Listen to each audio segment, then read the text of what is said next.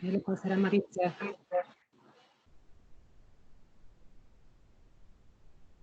Quisiera invitar a las personas que se han ido registrando de que nos cuenten de dónde desde dónde se están conectando. Sé que hay de Argentina, además de nuestra conferencista.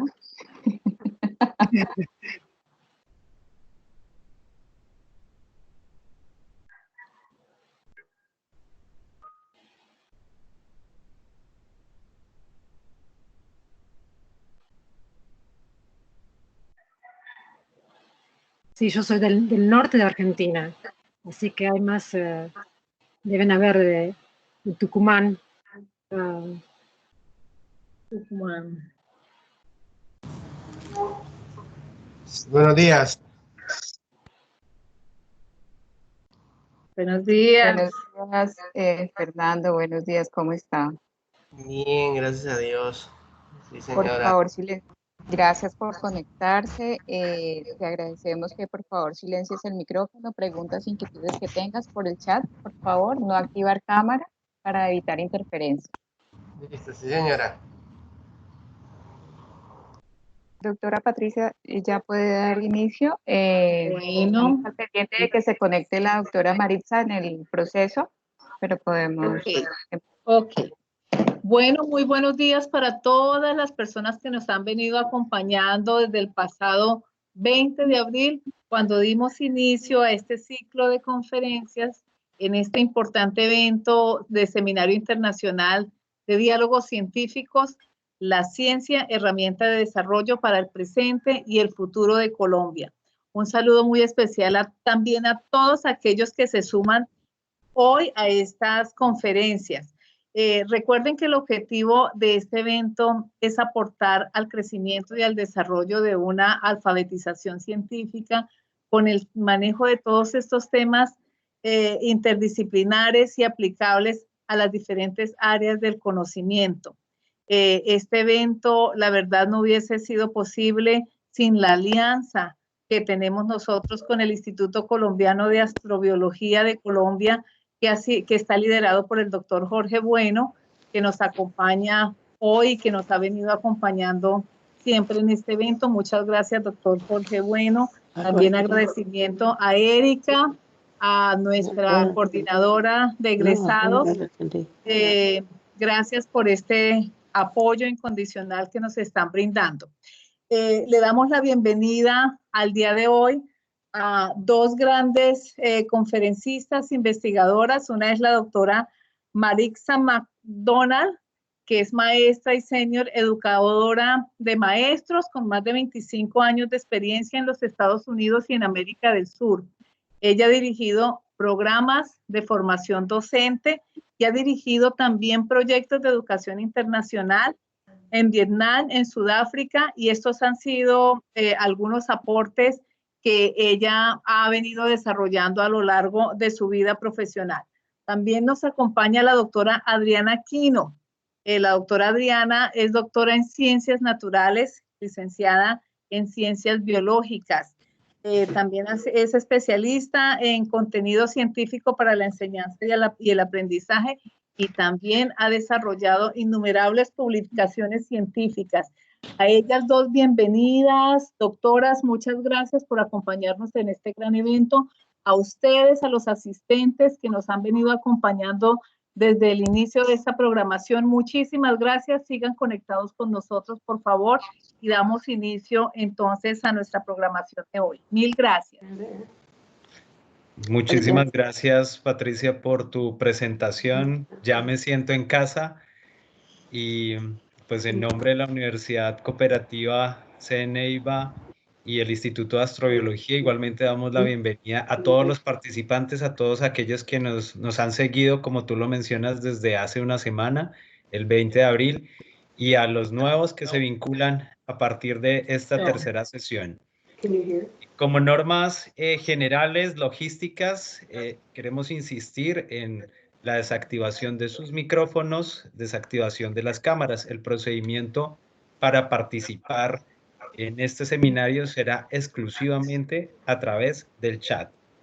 A lo largo de la charla, ustedes podrán escribir allí sus comentarios, sus preguntas, y al finalizar podremos darle trámite a las mismas de acuerdo al tiempo que tengamos dispuesto para ello. I don't know if I'm in.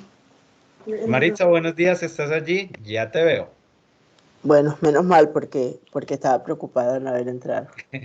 Tranquila, bienvenida, estamos justo a tiempo. Gracias. Estaba presentando al público asistente. Me va a permitir compartir en un instante la pantalla.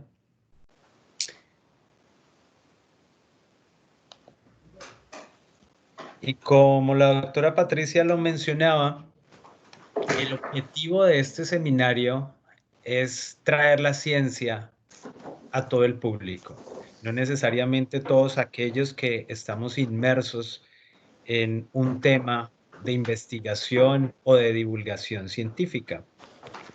Y al darle este título al seminario, consideramos en algún momento que era bastante arriesgado. ¿Por qué? Porque un país en el que realmente la ciencia no ha sido un motor de desarrollo, ha sido quizás una herramienta de poco uso. Para nadie es un secreto que en Colombia el hablar de educación científica, el hablar de desarrollo científico es bien limitado. Pero esta coyuntura por la cual estamos pasando a nivel mundial ha hecho que todos nosotros tengamos una mirada más atenta, necesaria, y como lo hablaremos a lo largo de esta charla en una palabra clave, de sobrevivencia. Es una necesidad que tenemos los seres humanos y como especie de mantenernos en este planeta. Pero quizás en este durante, y será aún mejor en el después, si esta herramienta se convierte en el desarrollo para ese futuro. ¿Será un evento pasajero? ¿Será una necesidad única e instantánea? ¿O tendremos la posibilidad de aprender realmente de esta situación y sacarlo adelante? Es por eso que para mí es un verdadero honor compartir con dos amigas, y quiero hacer una introducción muy breve, más allá de la que hacía la doctora Patricia, de cómo llego a conocerlas dentro del programa de divulgación educativa que el Instituto de Astrobiología de Colombia tiene, especialmente con niños y profesores. Tuvimos la oportunidad algún día de llegar al Museo de Ciencias Naturales de Nueva York. Ya esto hace unos 7 años aproximadamente, Maritza, si no me equivoco, y Sí. llegamos al museo como cualquier visitante, y por casualidades, y yo diría que causalidades de la vida, encontré a Maritza en el restaurante del museo. Y me llevó la gran sorpresa que es colombiana, es más barranquillera que Shakira, y empezamos unos diálogos excelentes acerca de la educación, su motivación por ayudar a los niños, y en aquel entonces la guía exclusiva que tuvo para con nuestros grupos, y a partir de allí poder tener una relación de confianza, de construcción de la educación, su experiencia a nivel internacional. Y en ese camino conocí también a la doctora Adriana, y en sus guías, en su orientación, en su ejercer como científica, pero guiada a la educación, tuvimos la oportunidad de llevarle el mensaje a nuestros niños colombianos de que no hay ninguna diferencia entre estar aquí en Estados Unidos en los procesos educativos y Colombia. Tenemos las mismas capacidades, y fue algo que Maritza y Adriana veían con una necesidad. Adriana es de Argentina, Maritza de Barranquilla, Colombia, y nuestros niños veían cómo sí se pueden lograr las cosas. Creo que era el mensaje más importante, más allá de los recorridos y de la muestra museológica con la que cuenta el Museo de Ciencias Naturales de Nueva York. Y a partir de allí hemos hecho un trabajo de construcción difícil, lento, pero que hoy empieza a ver los frutos. Y a través de la Universidad Cooperativa CNEIVA y este seminario, queremos que estas cosas no queden aquí, que cada uno de los participantes sean diseminadores, en el buen sentido de la palabra, de los contenidos científicos, del quehacer de la ciencia. No es solamente un momento, no es solamente por COVID-19, sino queremos que realmente la educación científica empiece a permear todos los sectores de nuestro país y de Latinoamérica, porque contamos con participantes de muchas partes del mundo, pero es especialmente en nuestro país donde queremos que esto empiece a cambiar. Tenemos todas las potencialidades para hacerlo. Por eso durante esta charla vamos a tener 4 temas ejes, entre ellos educación y COVID-19, una visión, y hago de una vez esta aclaración desde nuestra posición de científicos, posición de educadores, con la vasta experiencia de nuestras invitadas, cuál debe ser esa actitud o disposición científica de la sociedad en general, algo de esa educación científica, tecnología y la naturaleza en relación con la salud, que es algo que debemos de tener en cuenta en este momento, porque hablamos de muchas cosas, prima la salud, ahora viene la economía y confrontamos esos dos temas, pero realmente lo que queremos dejar en este seminario, especialmente en esta charla, es la esencia del conocimiento científico al servicio de la sociedad, de esa sociedad educativa y de la sociedad en general. Por ello, quiero tener algunas preguntas orientadoras para Maritza y Adriana en virtud de esa experiencia que mencionaba anteriormente. Y si bien estamos en una coyuntura, posiblemente pasará, no sabemos cuándo, es el momento propicio para analizarnos en ese comportamiento. Y empezaría contigo, Maritza, de acuerdo al comportamiento que ha manifestado, que tú has analizado de esta sociedad en general, ahora donde te encuentras en New Jersey y en la zona de Nueva York, y tu visión externa desde Colombia. Bueno, ¿Cómo Jorge, esta sociedad se ha manifestado frente al COVID-19? ¿Consideras tú que la educación científica ha sido suficiente hasta ahora? bueno, Jorge, primero, buenos días y gracias por invitarnos a venir y acompañarnos en este día, porque queremos demostrar, conceptualizar los procesos de educación que hemos utilizado durante mucho tiempo y que estamos utilizando ahora. Que nuestra charla será un ejemplo de coenseñanza, con la cual podremos entonces hablar nosotros mismos, definir cómo está la educación ahora. La coenseñanza es enseñar ciencias en equipo, formado por científica y educadora de pedagogía y evaluación en nuestros casos. Adriana y yo hemos trabajado en el museo durante 20 años, juntas, de esa misma manera. Todo lo que sé de ciencia se lo debo a Adriana. Por esa razón, hemos identificado 5 puntos que cubriremos y así tratar de responder la serie de preguntas durante esta charla en relación al COVID-19. Pero en realidad, como podríamos aprender de este caso, ¿cómo podríamos aprender este caso para hacernos una conciencia y promesa de hacer cambios en cómo enseñamos, cómo conservamos y cómo compartimos? Primero, como ciertos procesos científicos, primero hablaremos, y en realidad Adriana, cómo ciertos científicos se pueden seguir ayudando a desarrollar una disposición científica. Segundo, por qué, aunque no sabíamos mucho de este virus, tuvimos que hacer cambios de vida rápidamente. ¿Qué actitudes nos han ayudado a buscar evidencia, aceptar, filtrar y cuestionar información para seguir aprendiendo.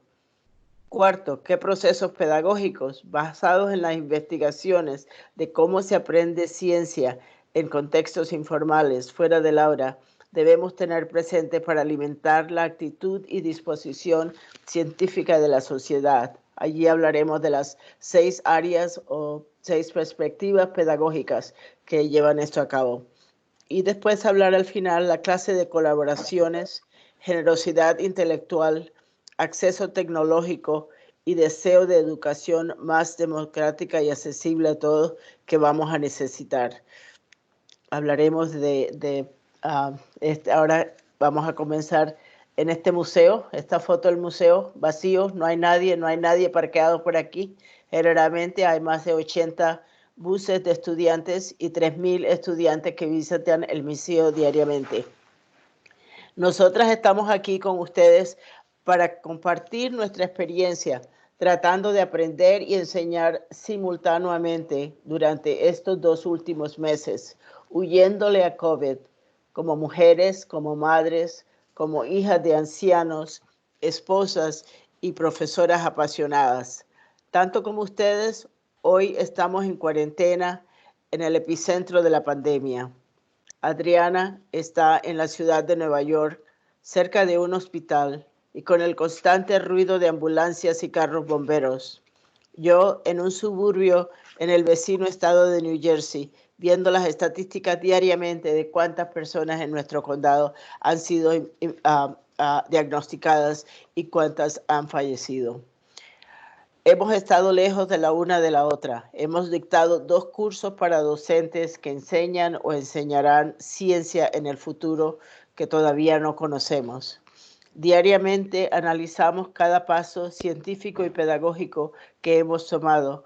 Y hoy venimos con actitud de colaboración y curiosidad del futuro a compartir y continuar creciendo el mundo de pedagogos interesados en estudiar, analizar y compartir lo que seguiremos aprendiendo.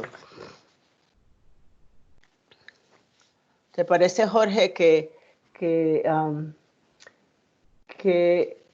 con esa introducción tenés una idea de los pasos que vamos a tomar para responder a tu original pregunta? Totalmente, Maritza, muchas gracias por esa introducción y quiero hacer un poco más de énfasis en esa parte que tú mencionas del epicentro. Curiosamente, Nueva York, siendo la capital del mundo y ahora el epicentro para Estados Unidos de COVID-19, lanza no solamente una voz de alerta para los demás países y de las demás ciudades, como el gran poder, la imponencia de sus edificaciones, de lo que significa Nueva York para el mundo, sucumbe ante algo que es invisible a la vista común, pero que también va dejando grandes mensajes para la naturaleza, como lo hablaremos a lo largo de la charla. Y quizás ese mensaje de silencio donde están estas estructuras creadas por el ser humano nos abre camino para ese primer cuestionamiento. Y quisiera continuar contigo, Adriana.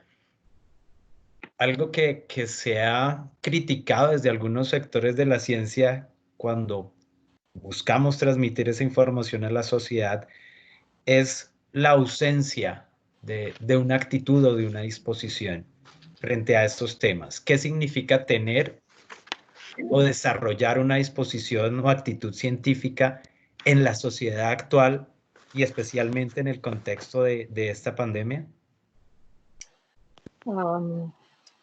Gracias, Jorge. Buenos días a todos.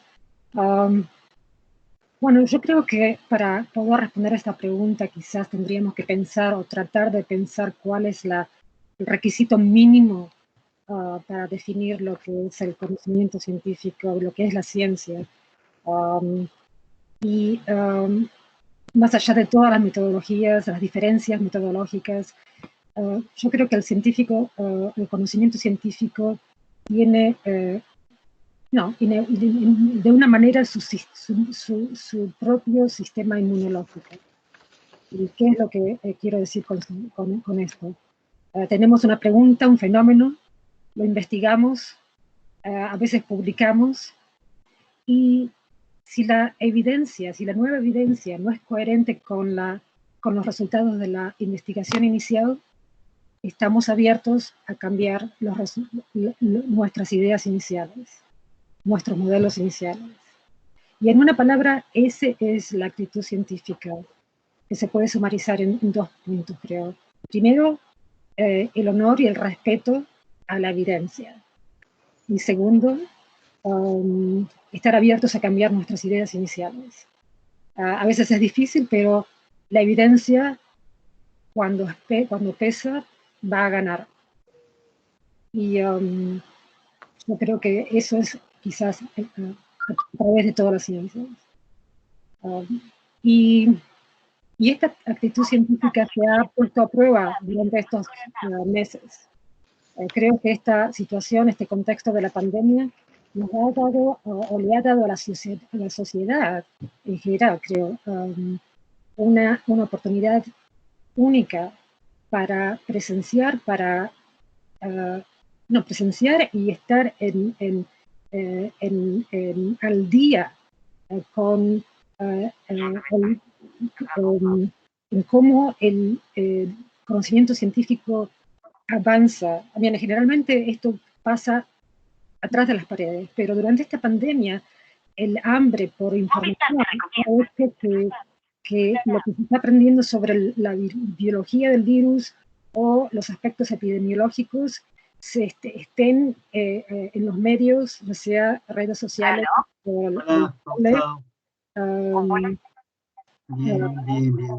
disponibles a todo el mundo, para bien o para mal. Es más, los oficiales, las administraciones del gobierno mencionan estos conocimientos científicos para justificar o como base de sus medidas para planear o en respuesta a la crisis. Y yo creo que esto es muy interesante y que es distinto, por ejemplo, a lo que pasa con climate change. La idea de que esto es de vida o muerte ha hecho que la gente esté pendiente del conocimiento científico. Y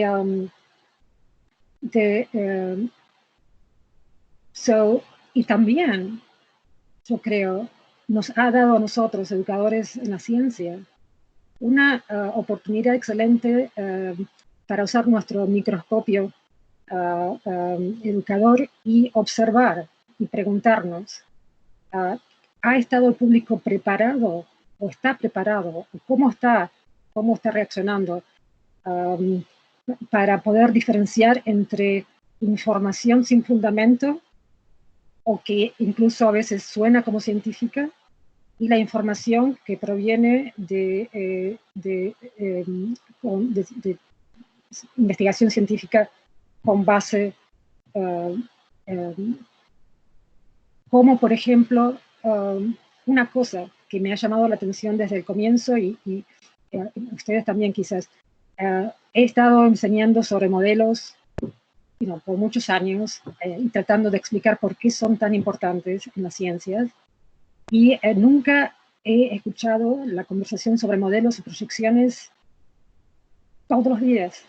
Y toda la gente está escuchando sobre modelos y proyecciones. Me pregunto, ¿están preparados? ¿Qué es lo que entienden por modelo? Y después, un tercer aspecto que me llama la atención es, y que ha sido también investigado por bastante tiempo, es cuando hablamos de modelo, cuando hablamos de conocimiento científico, el concepto de incertidumbre es inherente al conocimiento científico. El concepto de incertidumbre, la incertidumbre en ciencia es casi sinónimo de conocimiento, es lo que no sabemos, sabemos lo que no sabemos, pero el concepto de incertidumbre en la sociedad tiene otro sentido. Y entonces a veces creo que el público juzga o prejuzga de distinta manera de la manera que los científicos hablan. E incluso hay un dilema cómo comunicar la ciencia. Hablamos como científicos, presentando abiertamente el intervalo de incertidumbre o de confianza de lo que sabemos, o hablamos como textbook para hacerlo más sencillo. Y ese es un dilema, y creo que hemos estado poniendo a prueba que es lo más apropiado en estas circunstancias. Mi mensaje es la evidencia y estar abiertos a cambiar. Adriana, en el contexto de Colombia, y creo que tú lo has mencionado de una manera muy específica, hemos visto cómo nuestra sociedad le da una credibilidad ciega a la información en WhatsApp, a una cadena en Facebook, etcétera.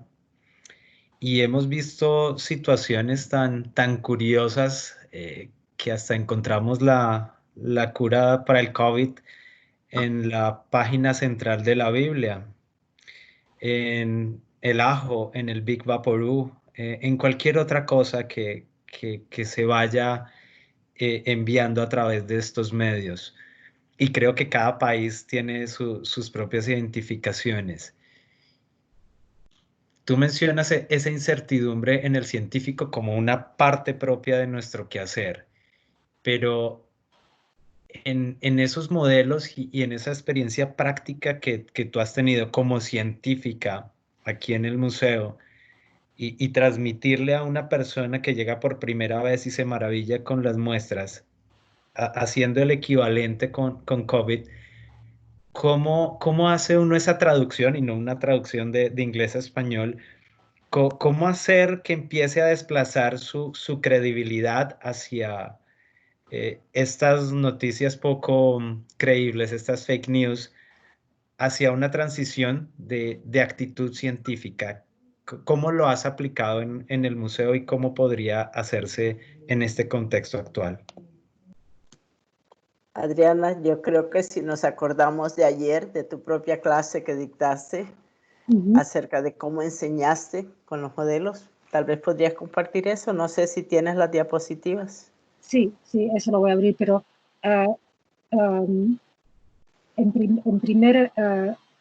antes de mostrar esta diapositiva, creo que hay una pregunta que yo siempre misma hago, y cuando estoy enseñando en el museo también trato de inculcarla, es si alguien dice algo medio extraño o no, pregunto cuáles son los datos, dónde está publicado. Eso es la vacuna contra, porque la realidad es que toda esta información, la información científica y la información sin fundamento, las dos se encuentran o se reciben a través de las redes sociales. Ahora no tenemos una parte de las publicaciones científicas y por otra parte los medios públicos de información. Ahora están todos mezclados.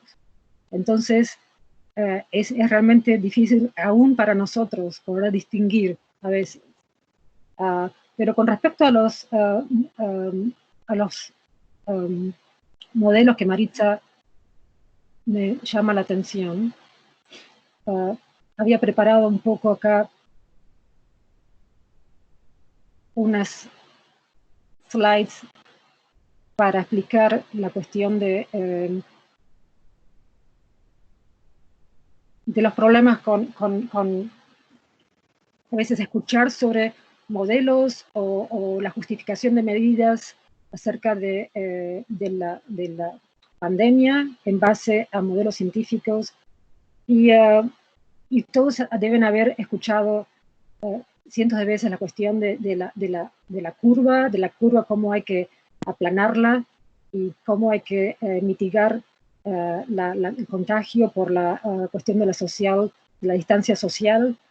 Y bueno, este modelo de la curva, en general, en epidemiología hay un modelo clásico, y este modelo que ha sido usado más que nada por los gobiernos no es el clásico, es otro modelo.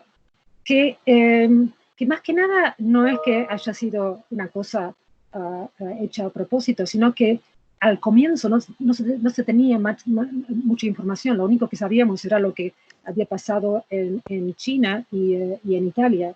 Entonces estos investigadores de la Universidad de Washington crearon este modelo basados solamente en los datos de los muertos, de la parte de la mortandad y cuántas las camas de hospital que se necesitarían, porque esa era la pregunta, ¿cuántas camas de hospital necesitamos? Y es un modelo que no se puede cambiar, y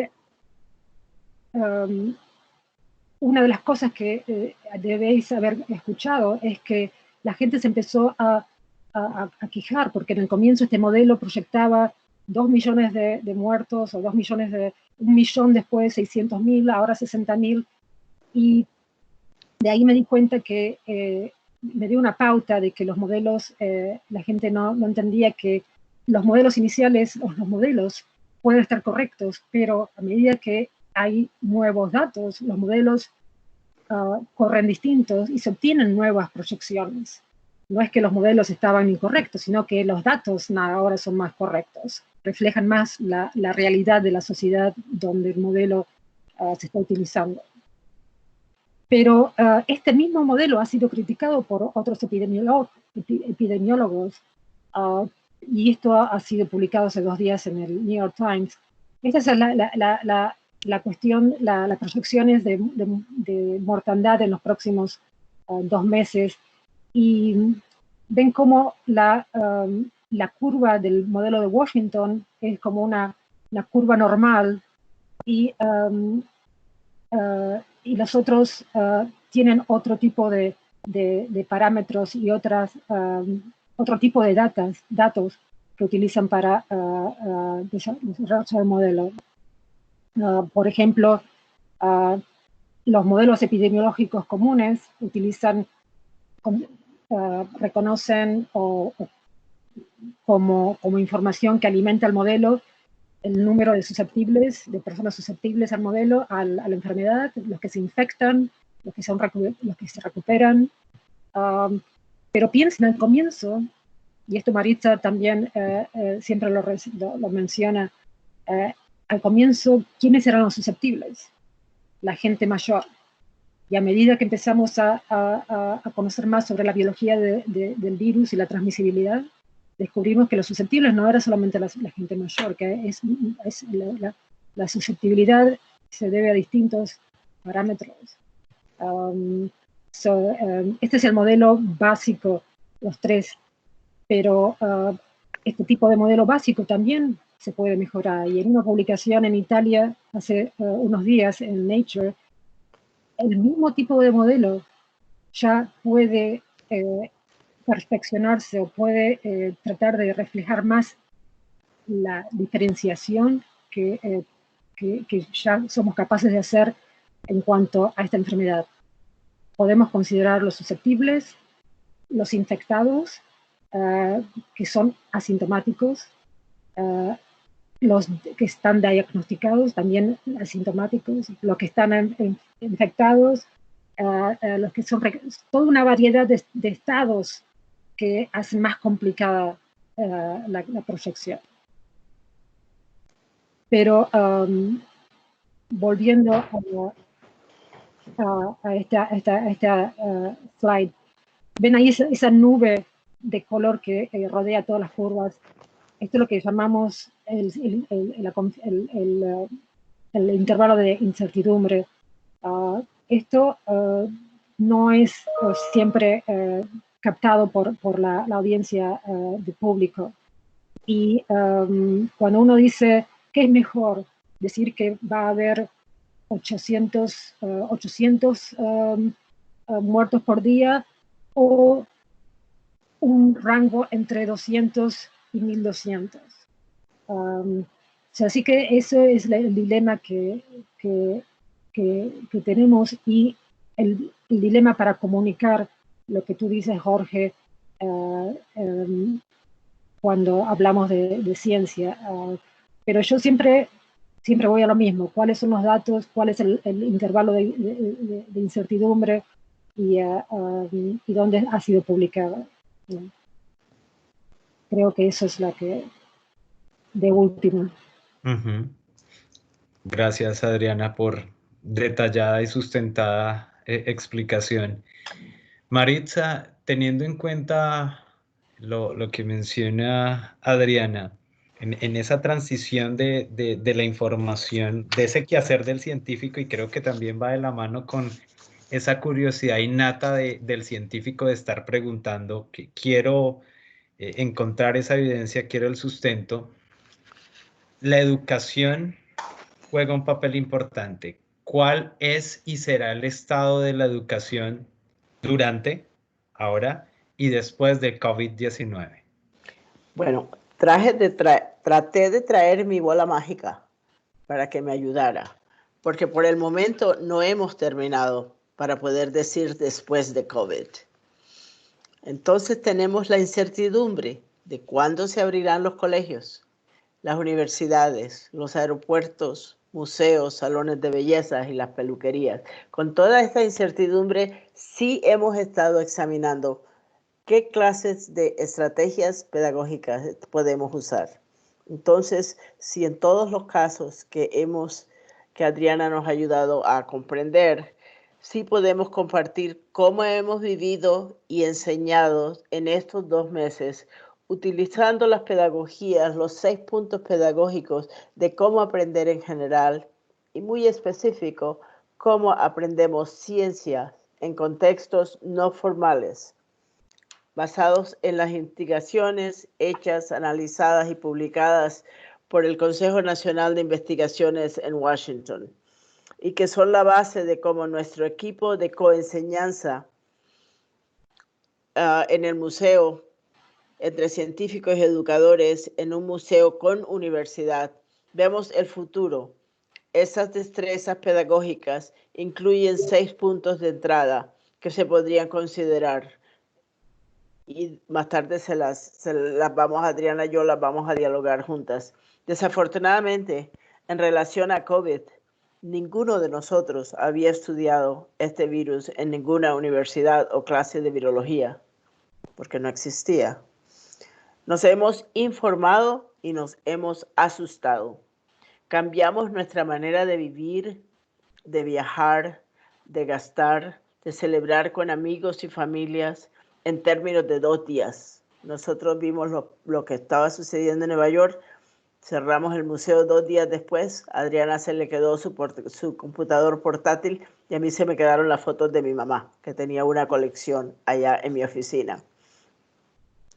Estos son cambios que pudimos hacer sin quejarnos mucho. ¿Por qué? Porque eran basados en nuestro deseo de sobrevivir y proteger a nuestros familiares y amigos. La sobrevivencia es un instinto que se manifiesta cuando estamos en peligro. Es esa misma deseo de sobrevivencia y proteger los nuestros que nos ha llevado a comenzar a reflexionar y averiguar y a comprender, y lo que seguirá a todos nosotros ocupándonos en estos días. Pero así es como podemos reforzar nuestra disposición científica, comenzar a ver qué es lo que hemos hecho, por qué lo hemos hecho y cómo enseñamos acerca. Una de las cosas que es interesante también es que estamos ahora también observando la naturaleza, haciendo cosas que nunca habíamos visto. Yo creo que por allí teníamos unas diapositivas de unas tortugas en Nueva York. ¿Las tenés, Lore? Aquí están, ya están cargando. Ajá. Porque estamos observando las tortugas en Nueva York.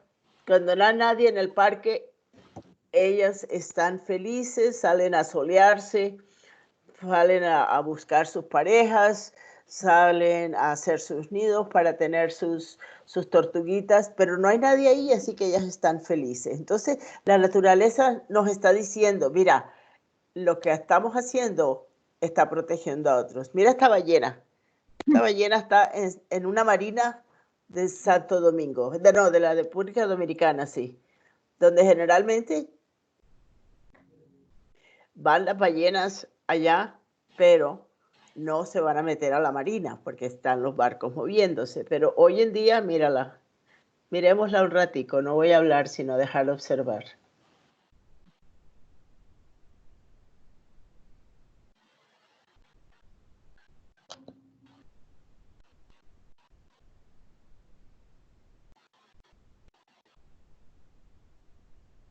Yo creo que...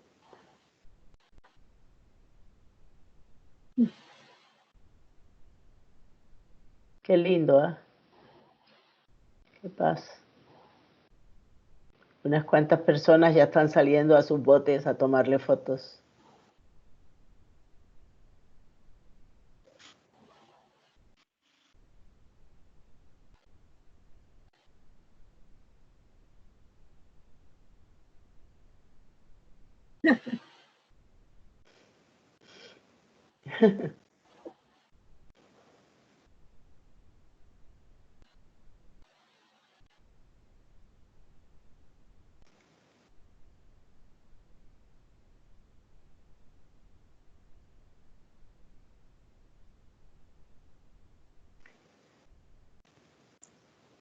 Bueno, este momento de belleza de la naturaleza, yo creo que es lo que nos sigue inspirando a buscarle soluciones al COVID, pero a cambiar nuestra manera de vivir y convivir con la naturaleza. Yo he estado muy impresionada. Mi hijo me mandó una foto de un coyote en el centro de Chicago, caminando por la avenida porque no había carros, y ellos pudieron salirse muy contentos. Entonces, todos estos cambios que estamos observando son porque nosotros teníamos que sobrevivir. A Jorge le encanta esta. Dinos, Jorge, ¿por qué te gusta tanto esta?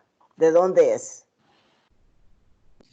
Se ha compartido mucho en redes y parece que su origen es en los canales de Venecia, un lugar que se ha caracterizado por los altos niveles de contaminación, pues propio de su cultura y el transporte que utilizan allí a través de las góndolas. En la ausencia de seres humanos, podemos ver cómo especies de medusas o los jellyfish hacen su presencia. También se convierten en un bioindicador. Y yo creo que a partir de esta sola acción visual podemos empezar a generar un parámetro de cuál es el impacto del ser humano, por lo menos en pequeños niveles de nuestras acciones y quizás invitarnos a ese cambio. Por eso es tan llamativo desde el punto de vista biológico y quizás personal. Sí, y eso tiene muchas implicaciones para el futuro, para enseñar, bueno, qué haríamos, cómo se controla el turismo, cómo, ¿me entiendes? Diferentes cosas, pero los estamos reflejando y considerando y apoyando con lo que estamos observando a nuestro alrededor. Y eso es importante.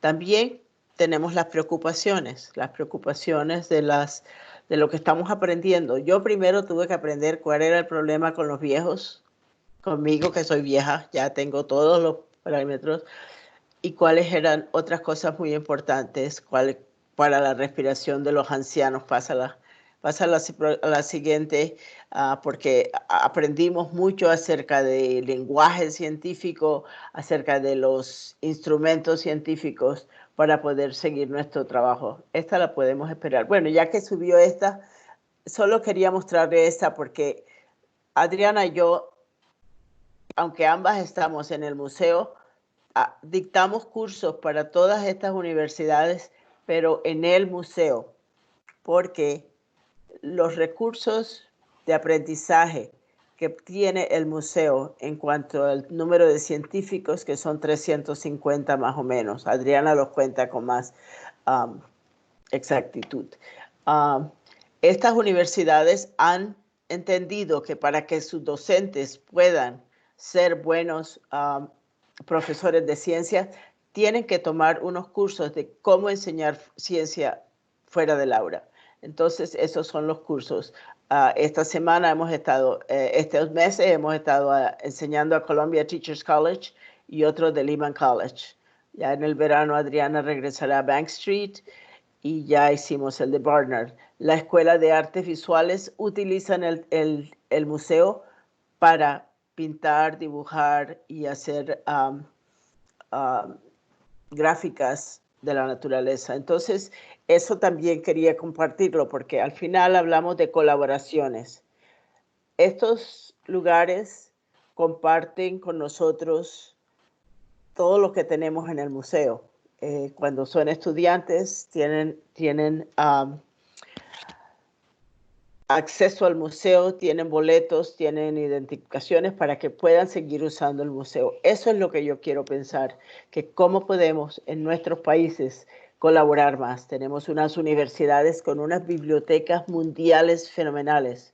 Y a 10 cuadras de ahí hay otra universidad más pequeña que ni siquiera tiene campo. Entonces no es que tengan que crecerla físicamente, pero sí crear convenios de cómo utilizar esos recursos en otros lugares. Y así es una manera de avanzar nosotros los conocimientos y las actitudes. Gracias, Jorge. A ti, Maritza. Adriana, quisiera aprovechar que Maritza menciona una palabra importante: colaboración, integración. Son dos ya palabras. En Colombia tenemos excelentes instituciones, centros de investigación, nuestras universidades, pero al momento de trabajar en conjunto, se complican estas interacciones, y quizás también lo hemos visto ahora con el COVID. Las universidades, cada una saca su bandera. Yo tengo los equipos, yo tengo el laboratorio, y, y se empieza a ensimismar el trabajo. Yo puedo hacerlo para el bien de la comunidad, yo puedo hacerlo para el beneficio de un país. Pero, ¿qué tan fácil ha sido para ustedes en la experiencia del museo, Adriana, poder tener en una misma imagen estos logos, pero ya en la realidad, y también que nos sirva a nosotros de ejemplo?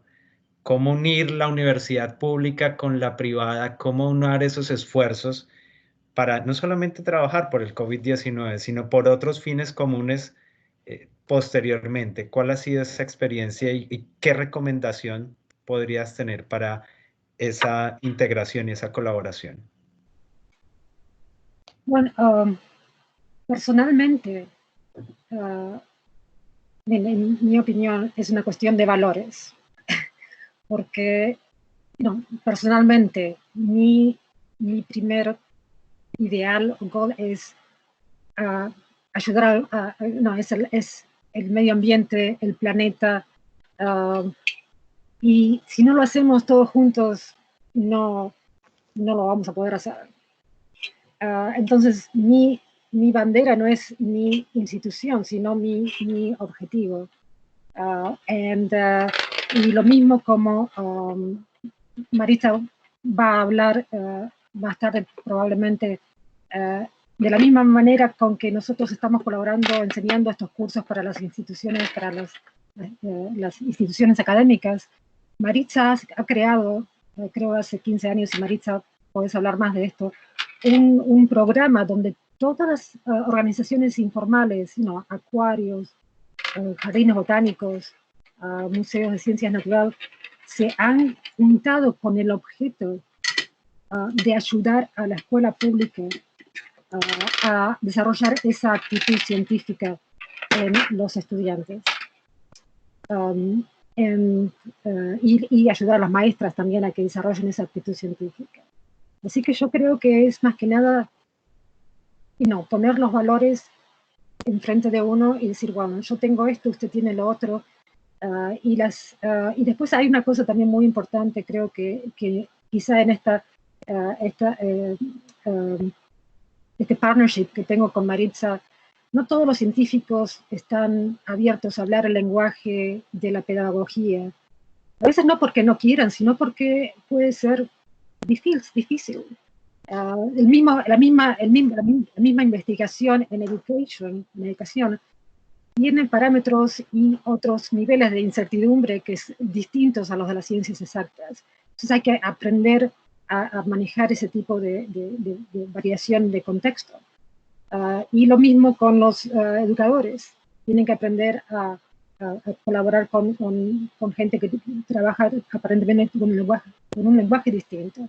Así Sí. que eso yo creo que es importante también en las universidades, donde la escuela de educación está separada de las escuelas de los departamentos científicos. Y Jorge, yo quería añadirle un poco también a esto, porque para tomar esas decisiones también utilizamos datos. ¿Por qué se crean estas colaboraciones? Se crean porque los niveles de exámenes de muchachos en el 8º grado que hacen un examen de ciencia general estaban muy bajos. El Consejo de la Ciudad de Nueva York, como siempre están observando qué hace el gobernador y el alcalde y quejándose porque ellos representan a las diferentes áreas de la ciudad, ellos dijeron, con tantas organizaciones científicas, nuestros estudiantes no pueden hacer eso. Ellos mismos entre el Consejo recomendaron presupuestos para que se pudieran hacer la unificación y crear lo que llamamos Urban Advantage, la ventaja urbana. La ventaja urbana es que no estamos en el campo, pero tenemos muchísima naturaleza, tanto allí como en nuestras instituciones. Entonces, por ahí comenzó. Hay una unión que existe utilizando los datos para tomar las decisiones y después utilizar las relaciones entre personas que pueden tomar decisiones. Yo, como directora de dirección de política del museo, podía en ese momento decir, bueno, vengo de estar enseñando en Columbia University y yo vengo de ese mundo.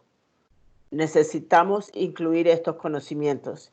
Y así poco a poco comenzamos los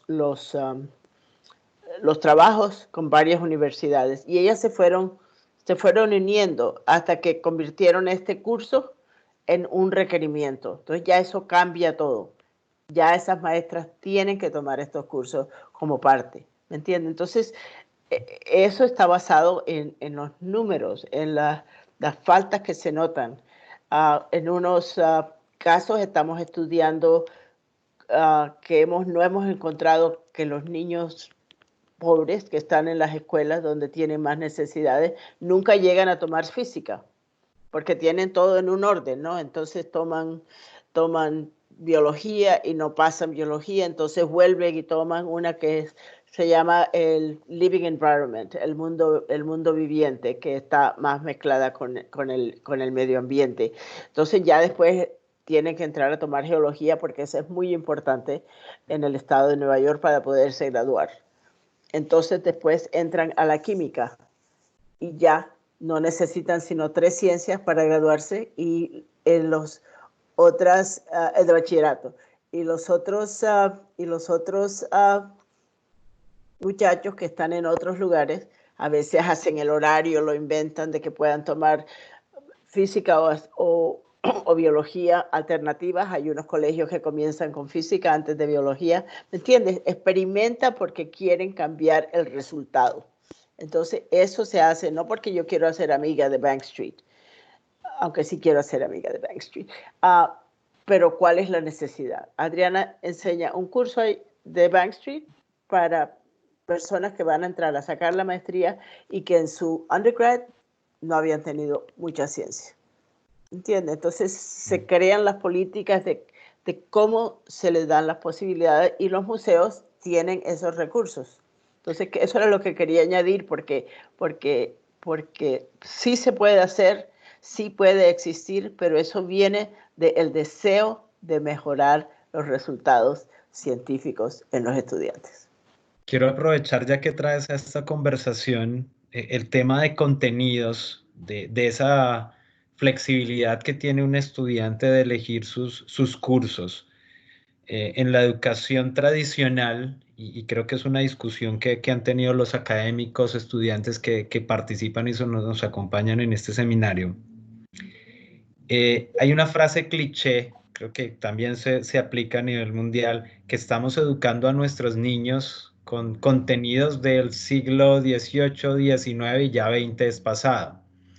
Desde tu perspectiva, y creo que lo habías anunciado hace un instante, Maritza, ¿cuáles son esos conocimientos que deben estar para los niños del futuro, que se deben dar hoy para esas nuevas generaciones? Si estamos hablando que estamos caducos en esos contenidos, entonces, ¿cuáles deben de ser esos contenidos viables y que sean eficaces para cuando ellos deban enfrentar ese momento? ¿Cuál es esa perspectiva que tú estabas planteando? Sabes que más que es contenido específico, vamos a hablar después que Adriana hable de unas partes para cómo llegamos acá, es los procesos que utilizamos. Pero sí te voy a decir el básico. El básico es ponerle atención al interés humano que sale naturalmente. Tú ves a un niño, tú llevas a tu hijo al zoológico y te paras enfrente de la sala donde están los pingüinos. Y el niño te dice, ay papi, bájame que quiero verlos de cerquita. Entonces tú te lo bajas de los brazos, los pones ahí para que quede ojo a ojo con los pingüinos. Después tú dices, bueno, mi amor, vámonos, que allá no hemos visto ni los elefantes, ni los leones, ni nada de eso. Dice, yo quiero estar con los pingüinos. Entonces tú dices, ¿y quieres ver los otros también? Dice, sí, pero más tarde, ahora no quiero estar con los pingüinos. Entonces te quedas un ratico más. ¿Por qué? Porque le estás poniendo atención. ¿Qué será lo que le gusta de los pingüinos? Nunca sabrás. Muchos niños dicen que es como caminan los pingüinos, que les encanta verlos caminar. ¿Me entiendes? Pero eso cada chico o cada adulto que ve películas de pingüinos tiene su manera. Entonces, ¿qué pasa? Que tú ya quieres ir a ver a los leones, porque estabas pagando una cantidad de plata para entrar ese día ya.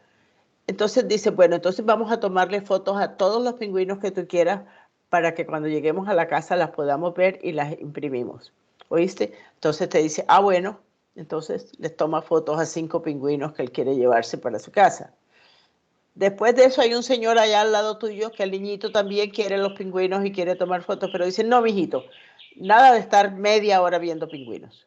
Ahora vamos, te voy a levantar, ahora nos vamos para otra parte. Entonces se perdió esa oportunidad de escuchar un interés que más tarde se puede seguir. Entonces, eso es una cosa que a los padres de familia nos ayuda mucho, escuchar las preguntonas. Es que esa niña es preguntona. Yo veo a la gente en el bus cuando van con las niñitas al lado de las niñitas, ¿y por qué se subió ese señor y lleva un palo? ¿Por qué tiene bastón?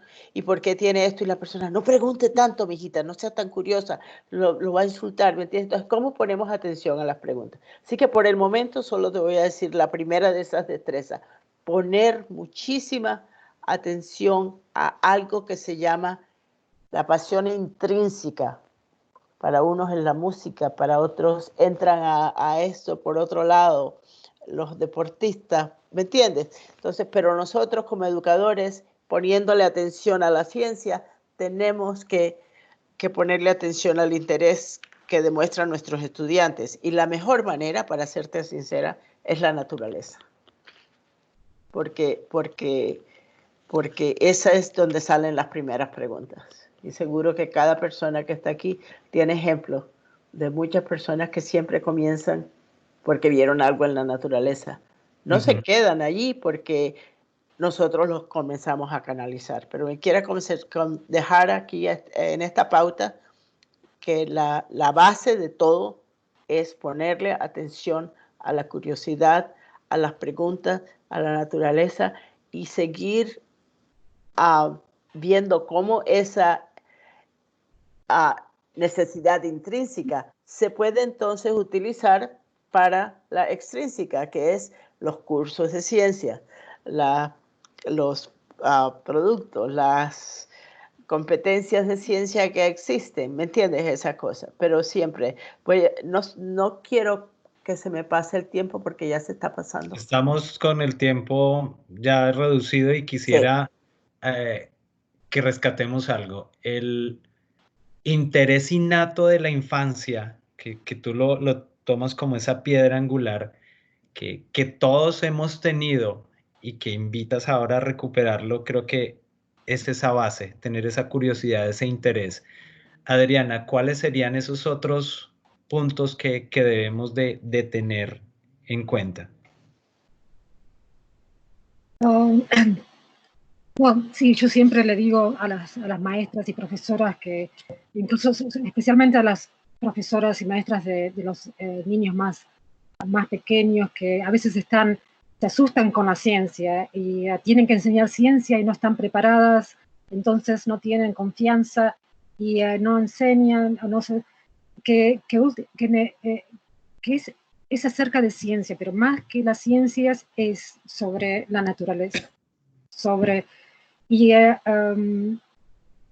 volviendo a lo que decía Maritza, una de las cosas que aprendí de ella hace años en el museo es que no, es muy común las maestras y los padres decir, oh, se distraen, los chicos van al museo y se distraen con cualquier cosa. Y Maritza me hizo ver las cosas de distinta manera. Es que no es que se distraen, es que se atraen. No es distracción, pero atracción. Mi gato está acá atrás, la naturaleza. Así que estar pendiente de lo que es eso. Y no sé si, Jorge, vos estabas tratando de hacer conexión con la cuestión de que no es una atracción ideal y de la belleza de la naturaleza, sino que también hay una relación, una justificación que está relacionada con nuestra propia salud. Y, volviendo al virus, la mejor hipótesis que tenemos sobre el origen del virus es que es de origen zoonótico. Por décadas los científicos han estado anticipando que por culpa que debido a la deforestación, que sabemos que se está dando en todos los continentes, incluso en Latinoamérica, Colombia, Brasil, Argentina, y el mercado de animales salvajes, las probabilidades de contacto entre estos animales y los seres humanos se han incrementado exponencialmente. Y vamos a estar en contacto con, entonces, muchas veces creamos la situación para el pasaje de estos virus que son normales para estos animales, pero nosotros no tenemos el sistema inmunológico o las defensas inmunológicas preparadas para hacerle defensa. Y esto es lo que ha pasado. Por eso todo este drama. Y no hay razón, no hay justicia. Sé que hay otras hipótesis, pero los genes no mienten. Los genes, el análisis genético del virus muestra que tiene tiene proteínas o genes de un murciélago y de un pangolín. Así que no hay posibilidad de que haya sido genéticamente modificado. Así que no perdamos nuestro interés en utilizar esta tragedia para volver a pensar cómo estamos relacionándonos con la naturaleza en nuestros países. Maritza, de manera resumida, no quisiera que termináramos esta charla sin que nos complementes esos 4 puntos más después del interés. Bueno. ¿Cuáles son esas otras aristas que necesitamos en nuestros procesos educativos para tener en cuenta? Sí, estas pueden ser, no tienen que ser en orden de 2, 3, 4 y 5. Sabemos que la última es que queremos que todos aumenten en nuestra identificación con el proceso de pensar como científico, o sea, que podamos tener crítica, una manera crítica acerca de lo que conocemos. También ponerle mucha atención al vocabulario, o sea, que la literatura, ¿cuál es el vocabulario científico? ¿Cuáles son los materiales científicos? Y después, ¿cuál es el razonamiento que vamos a usar para poder examinar, tú sabes, situaciones que se puedan aplicar en otras? Porque ahí es cuando podemos decir que aprendimos. Nosotros podemos tener información, acordarnos de cosas, pero cuando podemos coger lo que aprendimos de COVID y utilizarlo en el futuro, ahí podemos decir que aprendimos algo. Y muchas veces los niños son los que nos han ayudado a comprender, porque les ponemos atención, porque son tan chéveres oír a los niñitos. Y resulta, los niñitos se aprenden todo lo de COVID, lo que hay que hacer, no porque van a sobrevivir, sino porque se lo aprendieron, y la idea de que pueden aprender un cuento y los van a poner en pantalla y ellos van a cantarle algo a la gente, es maravilloso. Yo quiero que cerremos con Rin Rin Renacuajo. ¿Te parece? Ore. Yo me imagino que todo el mundo puede recitar Rin Rin Renacuajo en el grupo.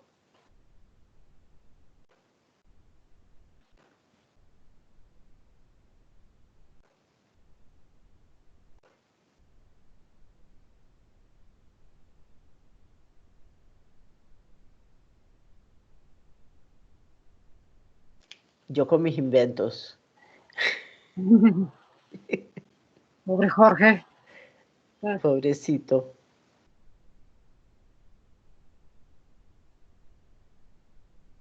A veces no funcionan los videos, así que no me sorprende. Vas a tener que cantarlo vos, Maritza. ¿Me acompaña? No, no. ¿Trajiste la guitarra?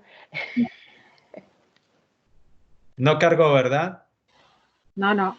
No. Apenas nos mostró el niñito un ratico, un momento, pero No ha cargado. No. Pero nos imaginamos. El niñito, Vamos nuevamente a ver si en esta. al niñito lo enseñaron a aprenderse a Rin Rin Renacuajo de una manera diferente, que él pudiera cantar todo lo que le puede pasar a Rin Rin cuando no se queda en casa, y cómo infecta a otras personas también cuando se va a la parranda y regresa. No, Maritza, no cargó, se Bueno. detuvo allí, pero Sí. Bueno, pero ya nos quedamos con la idea de que era lo que... Y alguien buscará Rin Rin Renacuajo en las redes sociales donde hay sí, las está actuaciones de los niños. Sí, y lo podemos compartir ahora en el chat. Quisiera rescatar en varios puntos, y he tomado atenta nota de esta charla, en esos 5 puntos y quizás en esa esencia de nuestro conversatorio. Debemos de tener el interés, no necesariamente estamos hablando de algo de ciencia, sino el interés en un tema que nos motive, que nos inspire. Entender esos contenidos, cómo nos involucramos con ellos y mantener vigentes ese por qué, ese cómo, ese para qué, que bien tú lo mencionabas con el ejemplo del niño. Esa naturalidad de cuestionarlo todo, pero quizás de mantenerlo y rescatarlo en nosotros los adultos. Esa esencia de la niñez es importante mantenerla, y creo que nosotros los científicos rescatamos algo de esa niñez, pero también hemos endurecido otros aspectos, y a veces se nos hace difícil esa reflexión y ese compartir a los demás. El saber utilizar esas herramientas y sobre todo con lo que mencionabas hace un instante, el identificarnos Eso es importante. con nuestro medio. Y creo que esa es la invitación para todos los que participan y les ha llamado la atención este seminario. No quisiera dejar de pasar por alto pues las dudas, que son amplias, Adriana y Maritza, pero pues el tiempo es limitado. Quiero darle paso a 2, 3 cuestionamientos que nos están llegando en el chat. Y quiero empezar con uno que quiero leerlo de la siguiente manera y de manera textual. Eso en el caso de los niños, pero haciendo referencia a esa curiosidad. Pero en los jóvenes, a quienes ya les ha sido coartado ese espíritu investigador, ¿cómo desde las instituciones podremos reavivar, si hoy en día son muy pocos estudiantes en las universidades que les gusta el tema de la investigación? Está bien cómo lo planteamos para los niños en las primeras edades. ¿Cómo hacerlo en la universidad? O antes, o para entrar a la universidad. Por ejemplo, algo que ha surgido mucho son los programas después de la escuela, después de clase. Tú sabes, hay programas donde podemos encauzar a unos muchachos a participar en un planetario. Tenemos un compañero, Jay Holmes, que vive en un barrio donde no hay muy buenas escuelas. Entonces él se baja a la calle con su telescopio pequeño y se parquea ahí y pone un letrero. Puedes ver a Júpiter sin tener que pagar. Y así comenzó y le pone ese letrero y hay cantidades de muchachos y de personas viejas que dicen, puedo mirar. Y cuando no baja, él dijo, bueno, voy a bajar los miércoles. Cuando no baja, le preguntan. Y eso se ha vuelto una cantidad de gente. Entonces, yo creo que tenemos que buscar más cómo desarrollamos o participamos en lo que llamamos allá citizen science, o sea, hacer ciencia pública y ahí encauzar tanto a maestros como a muchachos. Ahora hay muchísimos citizen science. Hay uno que se llama explore.org. Adriana y yo somos adictas porque ahí vemos todos los pájaros del mundo en esta época del año, que es cuando tienen huevitos y saliendo y alimentando a sus bebés. Así que si nos ves mirando el celular, no estamos viendo a Facebook, estamos generalmente ahora, ¿tú qué estás siguiendo, Adriana? Las águilas. Exacto, viste, hay unas águilas que han tenido unas aguilitas recientemente. Entonces, esas cosas que tenemos que buscar fuera del aula y inventar para poder ayudar. Me da tristeza decir, pero generalmente es eso que se reencuentran de nuevo de alguna manera en ciencias es por cosas que pasan afuera del aula.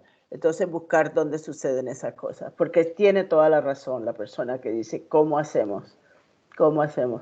Y también no decidir de antemano por un muchacho que él no, hombre, tú no eres bueno para la física, no te metas en eso.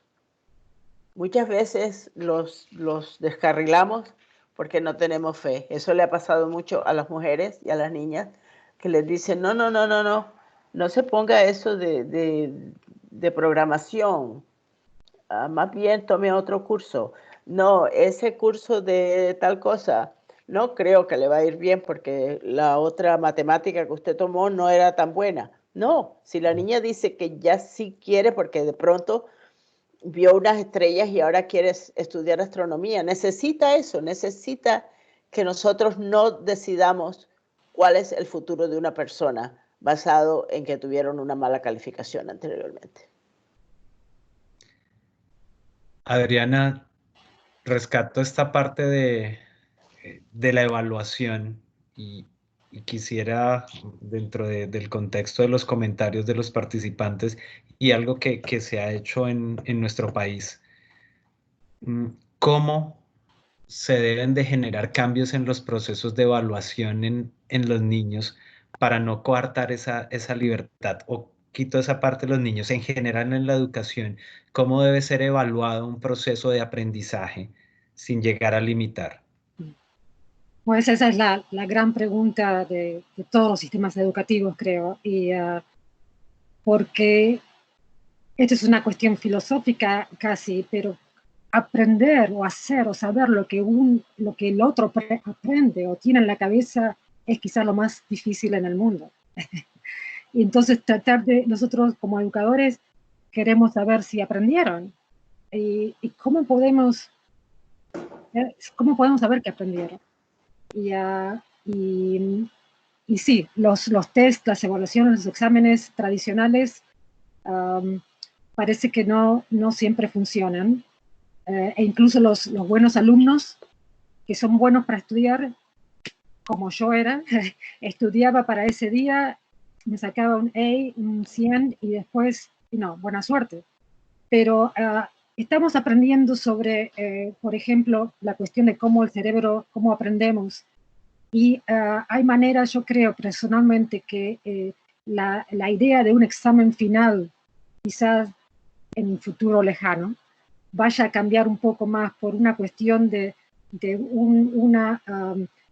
una evaluación continua, formativa, pero que hilando o conectando los temas que vimos antes con los después, no como una secuencia de 1 a 100, va a ser algo un cambio que va a estar relacionado a lo que estamos aprendiendo sobre cómo aprendemos, cómo el cerebro recuerda, cómo las emociones ponen un contexto a lo que recordamos, cómo podemos recordar, cuántas cosas podemos recordar en un mismo momento.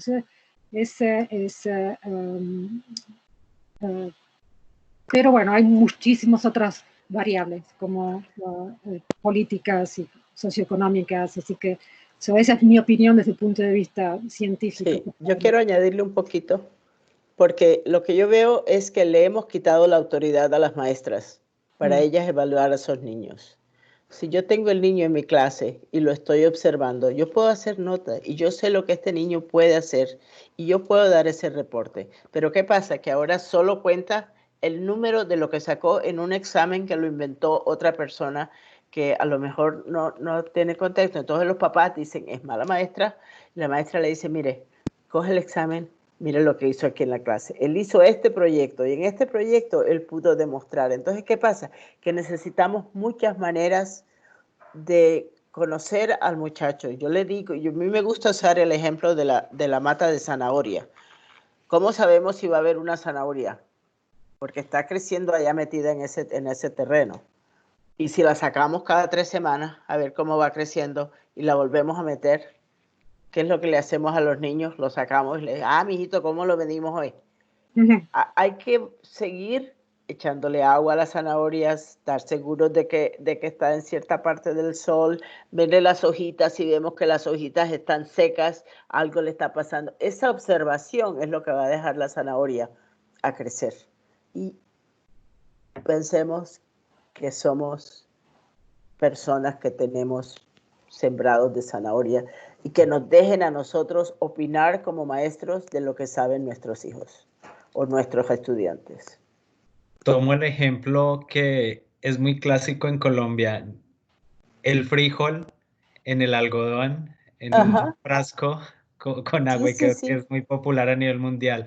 Y yo creo que ya para darle un cierre con este ejemplo y una participación muy importante del público, es que si nosotros somos los docentes, nuestros estudiantes son esos frijolitos que hemos visto crecer, que vemos todo su proceso, pero que también, tal como ocurre con ese frijol, después de que pasa determinado tiempo, lo olvidamos. Y Adriana lo mencionaba, estudiaba para el momento y todo lo hemos hecho. El frijol fue para un momento, para la clase de biología. No trasplantamos del algodón a la tierra y vemos todo un proceso de crecimiento de la imaginación, de la creatividad. Y yo creo que si hacemos un buen seguimiento de nuestros frijolitos, de nuestras zanahorias, de esos estudiantes, no solamente en el contexto de la primera infancia, sino también a nivel universitario y en los intermedios, como tú bien lo decías, Adriana, podremos hacer algo mejor con esa educación y sobre todo para ese objetivo que está planteado en este conversatorio, que es hacer de la ciencia y de la educación científica una verdadera herramienta. Quiero cerrar, antes de darle sus palabras de cierre, con una participación de Juan Antonio Fernández desde España. Él dice, la educación científica en la educación, la sociedad actual y políticos o gobernantes es y debe ser la mayor de las luchas por los científicos, para concienciar a la sociedad de la importancia de esta.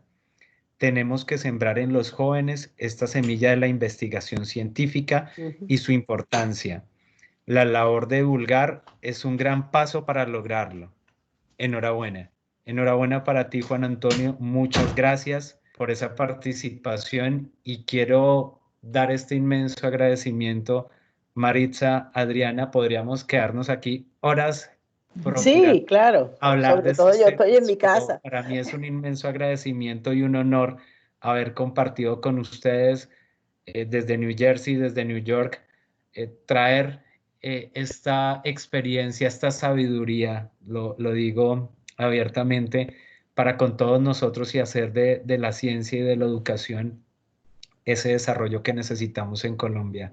Agradezco nuevamente su participación. Doctora Patricia, muchas gracias por seguir abriendo las puertas a estos temas en la Universidad Cooperativa y quedo con ustedes.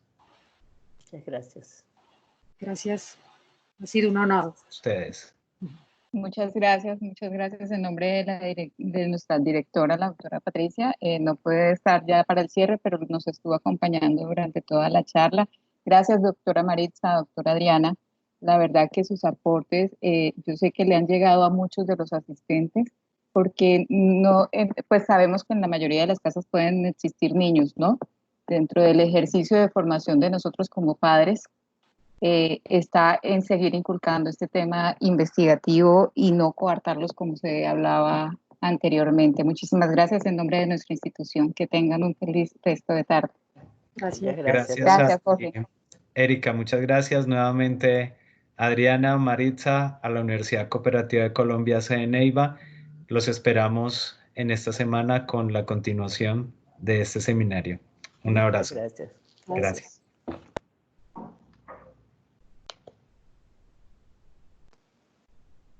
Jorge, yo quiero ver la lista de la gente.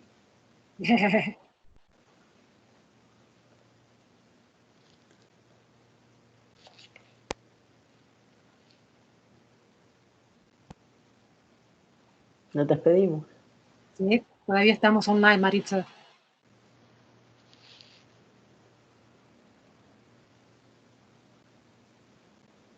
Tienes que Yo me imagino que Jorge vendrá. estamos todavía online. Sí, yo sé. Voy a apagar. I will hang up. Ya Erika. podemos desconectarnos, sí señora, ya nos podemos desconectar. Ya la gente se está desconectando. Muchísimas gracias. Por ahí escuché que quería ver el listado de los asistentes. Sí, tengo curiosidad. Voy a revisar, por ahí alcanzaba a tomar unas fotos antes de que se desconecten, porque el sistema no nos arroja como un listado en sí, sino Ajá. las personas que están en el chat. ¿Listo? Ajá, sí, eso era lo que pensaba. Te los voy a compartir, pues lo que alcancé a tomar, porque la verdad sí hubo más de 100 participantes y entonces Ajá. cuando nos despedimos empezaron a desconectarse. Claro. Listo. Entonces nos vemos, Doc. Muchísimas gracias por su acompañamiento. Listo, Y ya venga podemos. a visitarnos cuando ya se acabe todo esto. Claro que sí, muchísimas gracias por esa invitación. Bueno, Listo. bueno, hasta luego. Le vamos a dar colgar. Que esté muy Bueno, bien. bien.